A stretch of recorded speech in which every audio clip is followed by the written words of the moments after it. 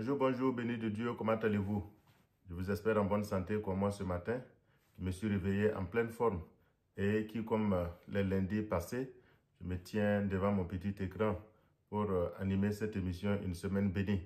Oui, je vous sais nombreux à être connectés, à attendre donc tous les lundis matins cette émission parce que cela nous fait à nous tous beaucoup de bien.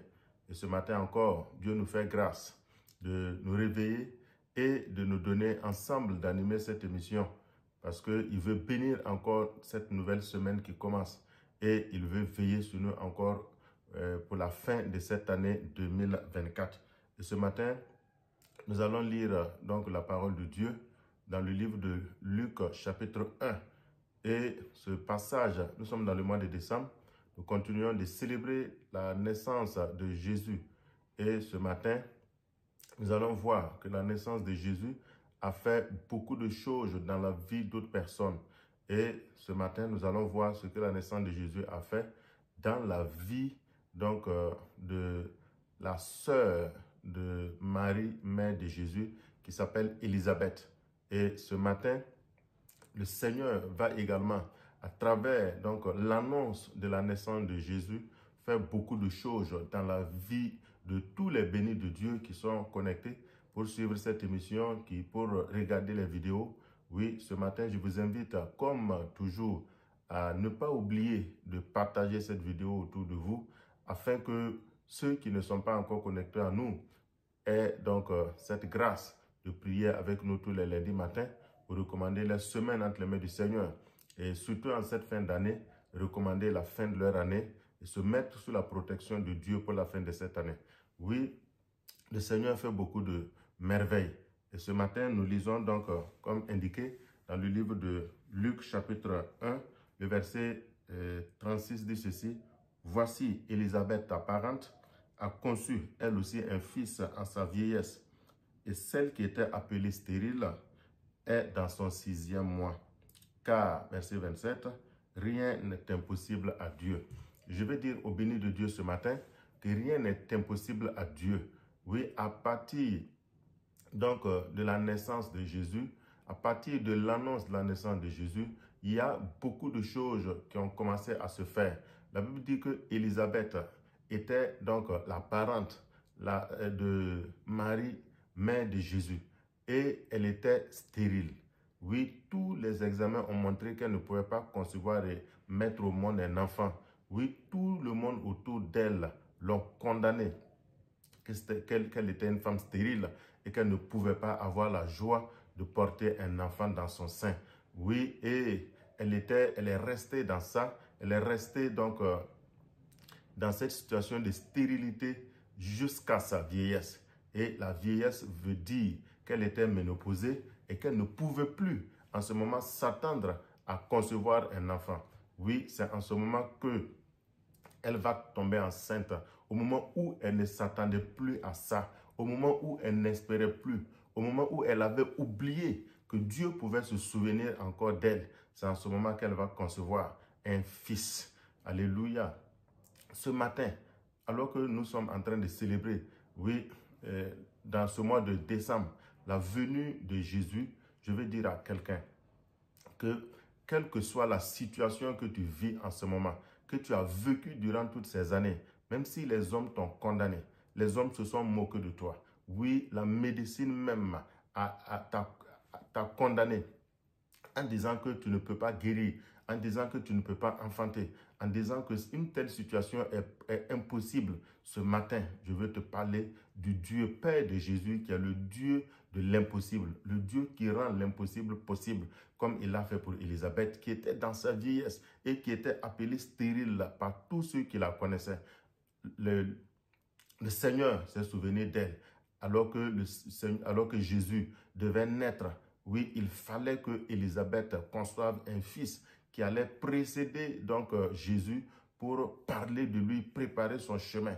Ce matin, je vais dire à quelqu'un, oui, il y a des choses que Dieu va faire pour toi au moment où tu ne t'attends pas à recevoir ces choses maintenant. Pourquoi? Parce que Dieu fait toutes choses belles en son temps. Dieu a son programme. Et Dieu Oui, quand il se lève, il s'en fout des circonstances. Il ne regarde pas à tout ce que les hommes peuvent dire, à tout ce que la médecine, aux principes, règles de la médecine ou de la science de cette terre. Lui, il est le Dieu qui a créé toutes choses.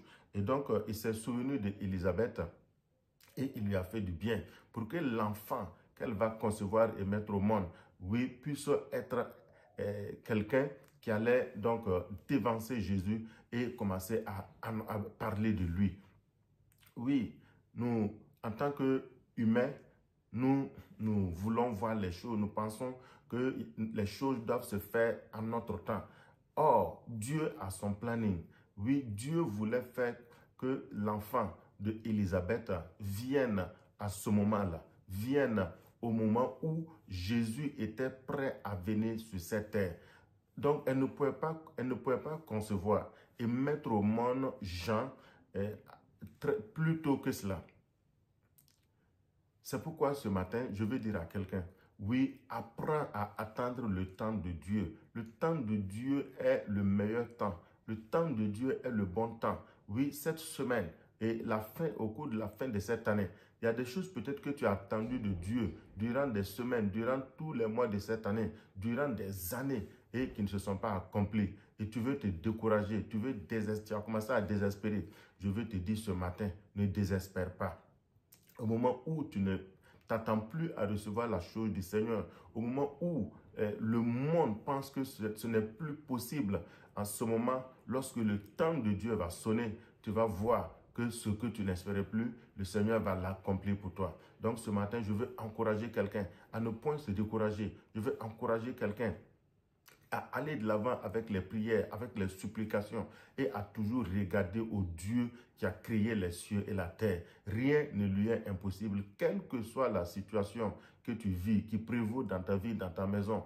Regarde à lui seul, regarde au Seigneur Jésus et tu verras qu'au temps convenable, Dieu va faire ce que tu attends de lui pendant des années pour toi. Donc ce matin, nous allons, à travers ce passage, nous allons prier. Oui, tous ceux qui m'écoutent, qui sont des bénis de Dieu, quel que soit le pays où vous vous trouvez maintenant, et vous traversez des moments difficiles, vous connaissez des situations de stérilité, vous connaissez des situations où la médecine vous a condamné. La science de ce monde a dit qu'il n'y a pas de solution. Oui, c'est la mort certaine. Ce matin, puisque vous êtes connectés à nous à travers une semaine bénie, le Seigneur parle précisément de vous. Et c'est pourquoi nous allons ensemble prier ce matin, afin que le Dieu de l'impossible, le Dieu qui rend les choses impossibles aux hommes possibles, pour montrer qu'il est Dieu et qu'il n'est point limité par la nature, par la science, ni par quoi que ce soit, ce Dieu-là va vous toucher et vous restaurer totalement et vous faire voir votre miracle. Ce matin, nous allons prier. Seigneur, je prie ce matin pour tous les bénis de Dieu qui sont à l'écoute en ce moment et qui traversent des moments difficiles, qui vivent des situations où la médecine les a condamnés. Oui, à cause de la stérilité, à cause de leur âge, je prie ce matin que tous ceux qui connaissent une situation de stérilité, oui, qui n'arrivent pas à concevoir pour mettre au monde un enfant, je prie que à travers la venue de Jésus sur cette terre, que tu reçoives la fécondité maintenant au nom de Jésus. Oui, s'il s'agit d'une stérilité professionnelle, s'il s'agit d'une stérilité dans les affaires, à quelque niveau que ce soit, je prie maintenant au nom de Jésus que la stérilité te libère et que tu commences à enfanter, tu commences à te multiplier, tu commences à prospérer au nom de Jésus. Amen. Nous allons prier. Oui, quelle que soit l'impossibilité qui est dans ta vie, oui, tu as été condamné par la médecine à cause d'une maladie. La maladie a été jugée incurable ou dans un état d'avancement, un état très avancé. Et pour cela, la médecine ne peut plus rien faire pour toi. Oui, la médecine t'a condamné à une mort certaine. Ce matin, le Dieu de l'impossible, le Dieu qui a fait pour Élisabeth, il est là, il veut faire quelque chose pour toi. Oui, regarde à lui, place ta foi en lui. Écoute cette parole, cette bonne nouvelle que je suis venu t'annoncer ce matin et il va faire quelque chose pour toi. Nous prions ensemble. Seigneur, je prie au nom de Jésus pour tous les bénis de Dieu qui sont condamnés par la médecine pour des raisons de santé. Je prie maintenant au nom de Jésus, quel que soit le mal qui a été nommé et quel que soit l'état d'avancement de la maladie, je prie au nom de Jésus que la main de Dieu se déploie sur vous pour vous toucher, vous guérir, que la main de Dieu vienne sur vous, vous touche et vous restaure dans votre santé. Je déclare que vous ne mourrez pas. Je déclare que cette maladie n'a point de pouvoir sur vous, car le Dieu de l'impossible vient maintenant pour agir dans votre vie. Oui, le Dieu de l'impossible vient maintenant pour vous relever, vous restaurer et vous donner la vie au nom de Jésus. Seigneur, merci de faire ces choses, impossibles, de faire ces miracles pour ces personnes qui sont connectées maintenant au nom de Jésus. Amen. Nous allons prier ensemble que au cours de cette année 2024, il nous reste encore quelques jours, que le Seigneur se souvienne de quelqu'un pour lui faire du bien au nom de Jésus.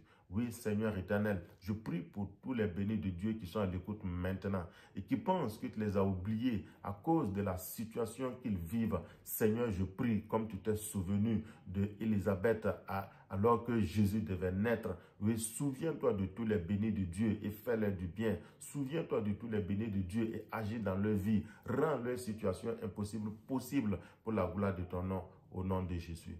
Amen. Je prie et je déclare que ta semaine qui commence est bénie et je prie et je déclare que la fin de cette année 2024 est bénie et que l'année nouvelle 2025 qui va commencer est bénie également au nom de Jésus. Amen. Shalom.